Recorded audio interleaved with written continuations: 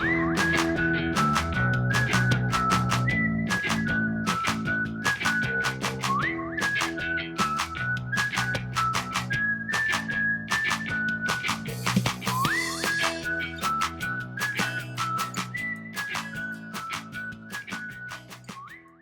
back to Jess of the North. We are going to talk today about season extension. This is topical in the fall, in the spring. If you've missed it for the fall, you can use it in the spring. So don't feel like it's too late. It just means you have more time to plan. But season extension is very much a choose your own adventure sort of experience. You get to decide what type of season extension you want to use for your area, and it's entirely based on what you need, how much space you're trying to cover, what you're trying to grow, what your region normally looks like. If season extension is a topic that's new to you, it means exactly what it sounds like. You are trying to grow things longer than your normal seasonal weather patterns would allow. It typically involves sheltering your plants in some way, shape, or form, whether it's from wind or too much rain or snow or whatever you have. Season extension can be a temporary structure, and it can be a more permanent structure like what I'm sitting in. Temporary structures tend to be things like cloches, look like bell jar sort of situations. Those come in plastic or glass. They do the same thing, it's just different materials, and they frequently, if they're plastic, they tend to come with a vent built in so that they don't overheat your plant. If it's glass, you tend to need to prop that up a little bit in order to provide some airflow so you aren't cooking your plant, you're sheltering it. You can expand the coverage of a simple cloche by doing something like a hoop house. This can be a temporary structure that you are putting up each fall and each spring and potentially taking down again when you don't need it. Or it can be a more permanent structure. You can cover your hoop structures over the bed with frost fabric, which will allow some water and wind to get through. Or you can use greenhouse poly. So the little plastic clear material you can put over the top of that. The greenhouse poly will obviously not allow moisture or wind to permeate through it. The only risk there is turning your garden bed into like an easy bake oven sort of experience. So you need to be aware of when your plants might overheat during the day if you're not going to use a breathable material.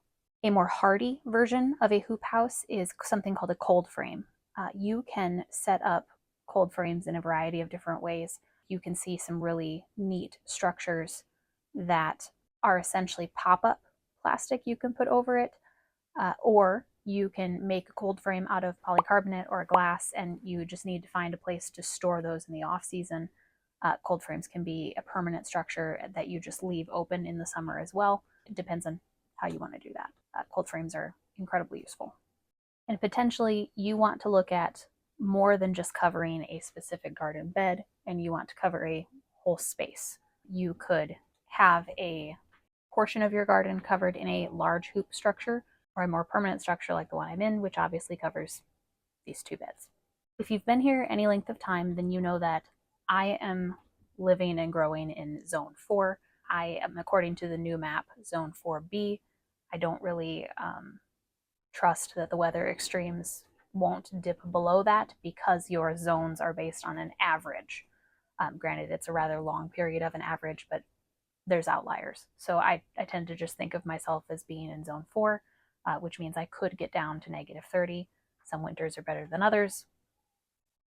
It is what it is. Because I live in Zone 4 and I live in a very windy region, it's not uncommon for me to have gusts in the 30 to 40 mile per hour range. Now, my average snowfall for the year is 41 inches annually. Again, an average. Some winters are better than others. But between the snow and the wind, I get drifts, which frequently means that I need to re-shovel out pathways because the wind will blow them shut again. That was another reason I jumped right over cold frames and I decided I wanted a greenhouse.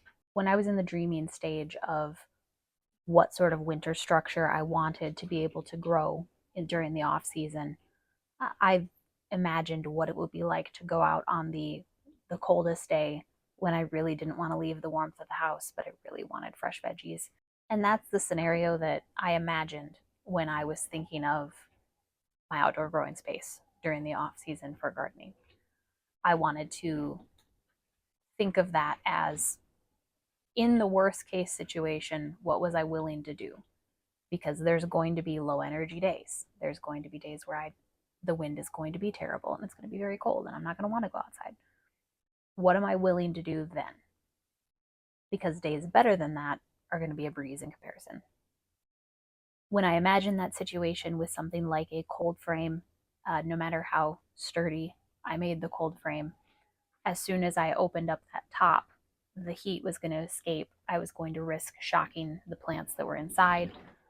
It didn't really work for me in that imagination situation. And if I couldn't imagine it to work well, I didn't see how it was going to work well in reality either.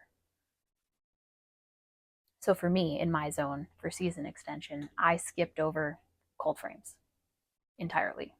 I might revisit that idea at some point, but for now, that's what I landed on.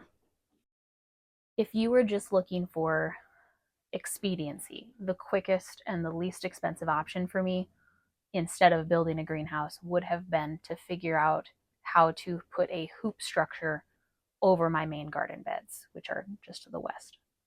Because the garden beds are already built, I definitely toyed with that idea for quite a while, because in theory, all I would need to figure out is where to place the poles, and then how to secure the greenhouse poly to those poles. But as I imagined that situation, that was going to add another massive chore to my spring and my fall.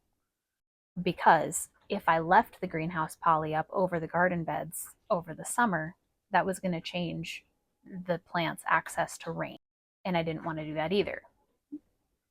And it also meant that I needed to plan for when someone was going to be able to be around to help me and around the weather, so it wasn't so windy, that I could put up and take down the greenhouse plastic seasonally. And that was going to be an every year, twice a year experience. And the thought of juggling that and coordinating that, let alone doing it, like the physical labor of doing it, wasn't appealing to me either. When I say that putting a hoop structure over the main garden beds would have been the most expedient and least expensive option, it's true in the short term. In the long term, it would have been more time and labor to do consistently each year. I was also really aware that if there was a windstorm, if an animal got in, the risk of the greenhouse poly plastic being ripped and exposing my plants to the wind and icy cold was pretty high. It also doesn't have the R value that polycarbonate does. So the heat retention inside wasn't going to be fantastic. It was mostly going to be a break from the wind, which, don't get me wrong, is incredibly helpful where I live. But because wind chill, if you're not familiar with wind chill, you should check that out because it hurts, like it's physically painful. So I nixed the idea of covering the main beds with poly because it was only going to be so helpful for so long.